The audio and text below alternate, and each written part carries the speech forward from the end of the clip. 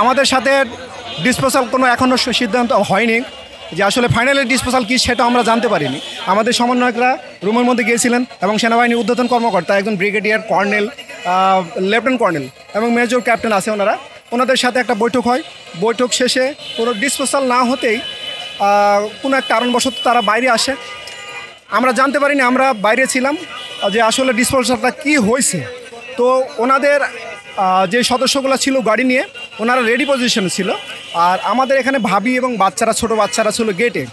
তো গাড়িতে নেমে আমরা ছিলাম ব্রিফিংয়ের অপেক্ষায়, যে সাধারণত কোনো কিছু আদেশ হলে একটা ব্রিফিং দেয়, মানে কোনো কিছু ডিসপোজাল হলে ব্রিফিং দেয়, যে সিনিয়র থাকবে, সিনিয়র অফিসার, সে ব্রিফিং দেয়। তো আমরা ব্রিগেডিয়ার সাহেবের অপেক্ষা করছি, হঠাৎ করে ওনারা গাড়িতে উঠে টান দিয়েছে। তো গেটে ছোট বাচ্চারা, ভাবিরা দাঁড়ানো ছিল, ওনাদের মেরে গাড়িটা টান দিয়ে চলে গেছে। শিশু বাচ্চা, সে আপনার 1 থেকে 1.5 বছরের বাচ্চাকেও মারছে, আরও ছোট ছোট বাচ্চা আছে, মেয়ে বাচ্চা বা ছেলে বাচ্চা, এমনকি ভাবি ধরে মারছে, মেরে নিয়ে চলে গেছে গাড়ি নিয়ে চোরের মতো। আমার আমি কোনো ভাষা খুঁজে পাচ্ছি না। একজন সেনাবাহিনীর ঊর্ধ্বতন একজন কর্মকর্তা, সে একজন ব্রিগেডিয়ার, ভিভিআইপি একজন অফিসার, সে চোরের মতো আমাদের সেনা সদস্যদের মেরে, আমাদের ভাবিদের মেরে কাপুরুষের মতো পালিয়ে গেছে এবং আমাদের ফাইনাল কোনো ডিসপোজাল দেয়নি। ইভেন আমাদের যে প্রধান সমন্বয়ক নাইমুল ভাইয়ের আমাদের ছিল, দাবি ছিল যে নাইমুল ভাইকে আমাদের ছেড়ে দিতে হবে, আর আপনারা ডিসপোজাল দিবেন, তবে আমরা এখান থেকে স্থান ত্যাগ করবো এবং শান্তিপূর্ণ সমাবেশ শেষ হবে। তো আমরা এখনও ফাইনালি ডিসপোজাল পাইনি।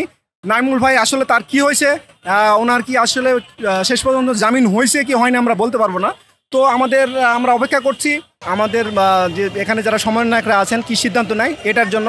আর আপনাদের মাধ্যমে দেশবাসীর মানুষকে জানাতে চাই, দেখেন একজন আর্মি অফিসার, একটা আর্মির হতে পারে 100 জন সদস্য আনুমানিক, একজন ভিভিআইপি অফিসার চোরের মতো, কাপুরুষের মতো আমাদের ছোট বাচ্চাদের মেরে, ভাবিদের মেরে চলে গেল।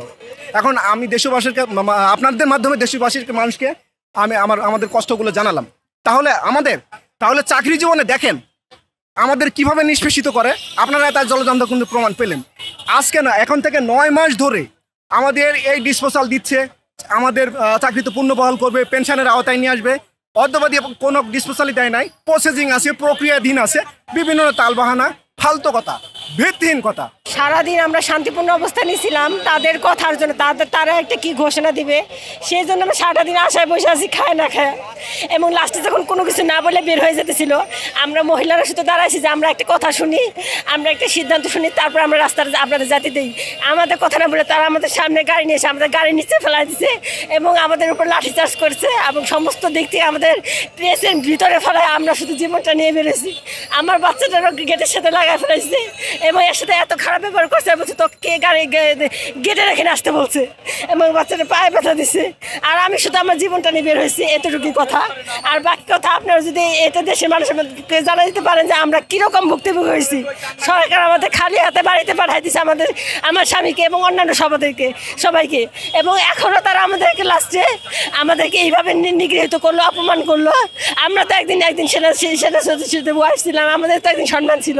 আজকে আমরা সমাজে নিগৃহীত, পরিবারে নিগৃহীত, আজকে তারা আমাদেরকে লাস্ট অপমান করে দিল। আর কিছু বলতে চাইছি না। সব বছর পরে এটা সেনাবাহিনীরা করছে, না পুলিশ কিছু করে না এই পর্যন্ত, সব সেনাবাহিনীরা করছে এবং সবাই দেখছে, আপনারা দেখছেন। আর কিছু বলতে চাইছি। তোমাকে কি মেরেছে? হ্যাঁ, ওকে গেটের সাথে ওকে চিপা ফেলাই দিছে, এই ছেলেটার সামনে গাড়ি এসে পড়ছে, আর ওকে এমনভাবে ধমকাইছে আর এমনভাবে ওর সাথে করছে যে পায়ের উপরে তুলে দিছে। থাক বাবা, কেন করে থাক, আপনারা যতটুকু পারেন করেন। আচ্ছা ভাই, ছোট বাচ্চা আর করে না, অনেক